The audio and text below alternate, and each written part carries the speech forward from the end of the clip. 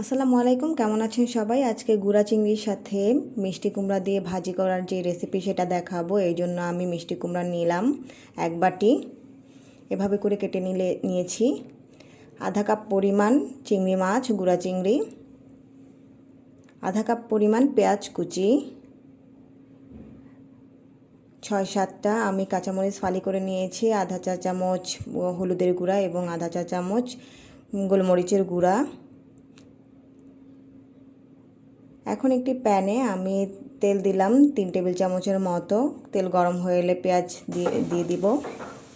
পেঁয়াজটা নরম হওয়া পর্যন্ত ভাজবো।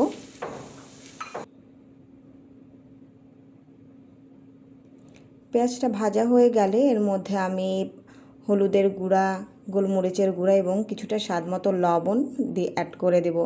লবণটা আমি চিংড়ি মাছ ভাজার জন্য যতটুকু লাগে সেই পরিমাণটা দেব এখন আপাতত।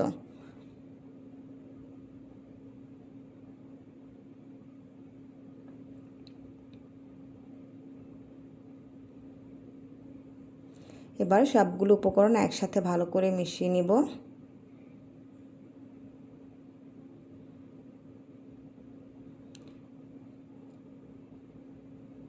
কিছুক্ষণ ভাজার পরে এর মধ্যে আমি চিংড়ি মাছগুলো দিয়ে দিচ্ছি। চিংড়ি মাছ দেওয়ার পরে এটাকে আমি প্রায় 2-3 মিনিট খুব ভালো করে ভেজে নেব, চিংড়ি মাছগুলো যাতে খুব সুন্দরভাবে ভাজা হয়ে যায়। আর এটার থেকে তখন খুব ভালো একটা স্মেল বের হবে, চিংড়ি মাছের একটা খুব সুন্দর স্মেল থাকে, সেটা কিন্তু বের হবে খুব সুন্দর করে ভাজা হলেই। আমার চিংড়ি মাছটা ভাজা হয়ে গেছে। এখন আমি মিষ্টি কুমড়াগুলো দিয়ে দেব।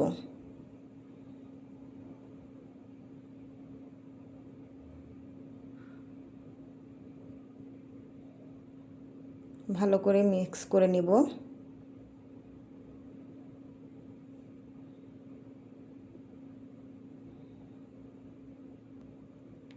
এখন স্বাদ মতো কিছুটা লবণ আমি দেব, কারণ তখন আমি কিন্তু পর্যাপ্ত লবণ দেইনি, চিংড়ি মাছের স্বাদ অনুযায়ী দিয়েছি। এখন আমি এটাতে ভাজির জন্য যতটুকু দরকার ততটুকুই দিয়েছি।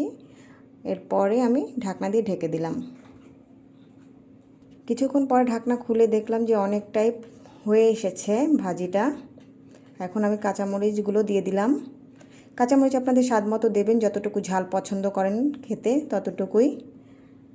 অনেকে অনেক বেশি ঝাল পছন্দ করেন, সেক্ষেত্রে আরও মরিচও ব্যবহার করতে পারেন।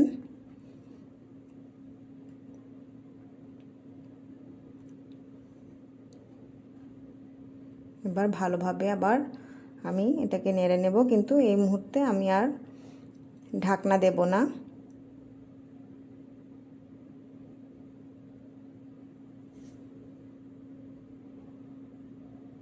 এই সময় আমি জালটা একেবারে লো আঁচে দেব, নয়তো নিচে লেগে যাওয়ার সম্ভাবনা আছে। আর এমনিতেই মিষ্টি কুমড়া খুব তাড়াতাড়ি কিন্তু সিদ্ধ হয়ে যায়, তাই এটাকে লো আঁচেই রেখে দেওয়াটা বেটার।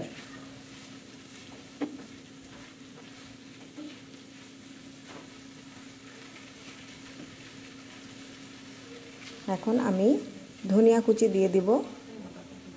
আমার ভাজিটা কিন্তু প্রায় সিদ্ধ হয়ে গেছে, শেষ পর্যায়ে আমি ধনিয়া পাতা কুচি দিয়ে দিয়েছি।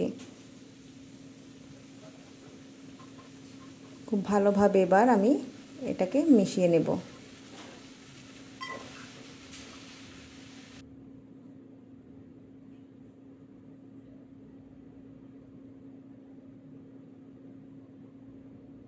খুব সহজেই কিন্তু এটা রান্না হয়ে গেছে, আর দেখতেও অনেক কিন্তু সুন্দর হয়েছে, খেতেও কিন্তু খুব টেস্টি।